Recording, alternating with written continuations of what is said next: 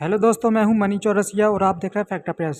Belgium की राजधानी Geneva में United nation human right commission की बैठक हुई थी, जिसमें एक प्रस्ताव पास किया गया था। उस प्रस्ताव पर कई सारे देशों ने यस कहा, कुछ सारे देशों ने नो कहा। लेकिन एक इंटरेस्टिंग बात है कि इस प्रस्ताव को, जो कि पाकिस्तान द्वारा पारित किया गया था, उसको भारत ने सपोर्ट करा है।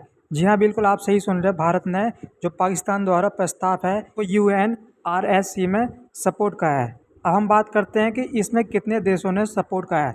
तो टोटल 28 देश है जिन्होंने इस प्रस्ताव को सपोर्ट करा है। इन 28 देशों के नाम कौन कौन से हैं? इसमें चाइना है, UAE है, मलेशिया है, पाकिस्तान, इंडिया और यूक्रेन है। और भी कई सारे कंट्री हैं जिन्होंने इस प्रस्ताव को पास करा है।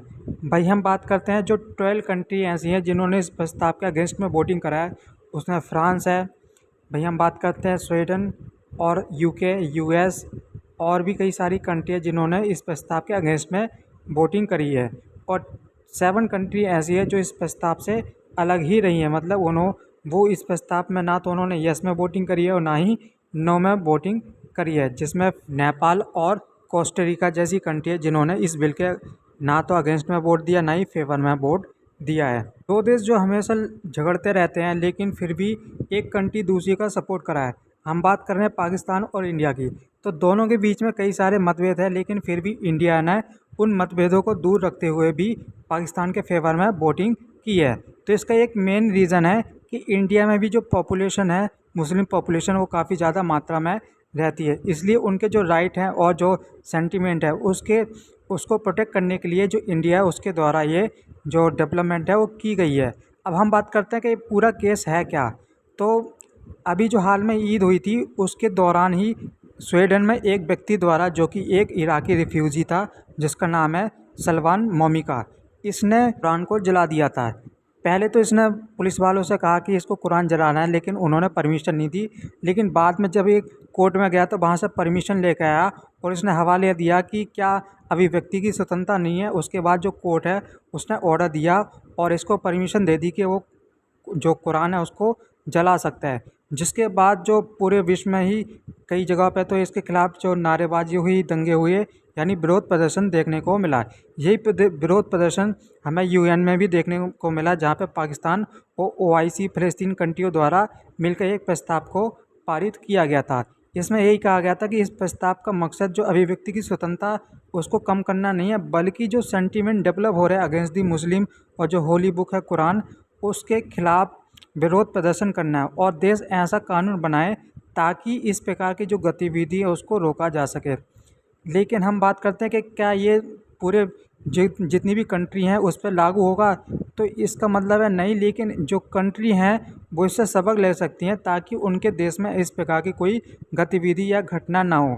अभी हाल ही में इंडिया में OIC के जो लीडर हैं वो भारत में आए थे और उनकी मुलाकात अजीत डोभाल साहब से हुई थी।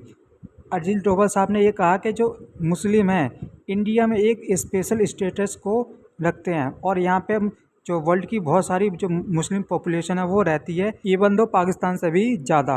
और उन्होंने ये कहा कि जो मुस्लिम पॉपुलेशन इंडिया में रहती है उनको हर प्रकार की जो फ्रीडम है, राइट्स है, वो मिली हुए हैं। यहाँ पे जो माइनॉरिटीज़ है उसको यहाँ पे कोई खतरा नहीं है। ये अजीत डोभाल साहब ने कहा था OIC के चीफ से। उन्होंने एक तरीके से इंडिकेट कराया कि जो इंडिया पे आरोप लगाए जाते हैं कि यहाँ जो माइनॉरिटीज़ है उसको खतरा होता है, उसके राइट्स है वो छीने जाते हैं, तो उन्होंने कहा कि यहाँ पे ऐसा कुछ नहीं होता है। उनके जो राइट्स है बिल्कुल सेफ़ है और हर व्यक्ति यहाँ पे इक्वल के साथ अपने राइट रखता है।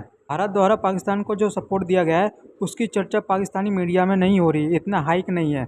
लेकिन कहीं ना कहीं ये दिखाने की कोशिश नहीं कर रहे हैं कि जो भारत जो दुश्मन होते हुए भी पाकिस्तान का साथ दे रहा है। तो इससे जो उनके देश है उसमें जो सेंटीमेंट है अगेंस्ट जो इंडिया डेवलप हो रहे थे वो कहीं ना कहीं कम होंगे, इसलिए वो दिखाना नहीं चाह रहे हैं। मेरा मानना है कि जहाँ भी मुद्दा ह्यूमैनिटी का है वहाँ पे एक साथ हो जाना चाहिए। जो अपने वाद विवाद हैं, जो डिस्ट्रीब्यूट है, उसको अलग करके एक साथ रहना चाहिए। इसी तरीके का जो कार्य है वो इंडिया ने करा है UNRSC में। वहीं हम बात करते हैं कि जो US अपने आप को जो मसीहा मानता है कि जो ह्यूमन राइट है उसका वॉयलेंस हो रहा है, हर जगह वो बात करता रहता है, लेकिन उसने अगेंस्ट दी वोट करा है। वहीं हम बात करते हैं जो फ्रांस है उसने भी अगेंस्ट दी वोट ही करा है। तो उनका मानना है कि जो अभिव्यक्ति की स्वतंत्रता और जो माइनॉरिटी के अधिकार है उसमें कहीं ना कहीं बैलेंस करना होगा, इसलिए उन्होंने ये जो प्रस्ताव है उसके अगेंस्ट वोट दिया था। इस वीडियो में इतना ही, मिलते हैं आपको एक नई वीडियो के साथ। अगर आपको वीडियो अच्छी लगे तो चैनल को सब्सक्राइब कीजिए ताकि आपको इस प्रकार की वीडियो और फैक्ट अफेयर चैनल पर देखने को मिलती रहे।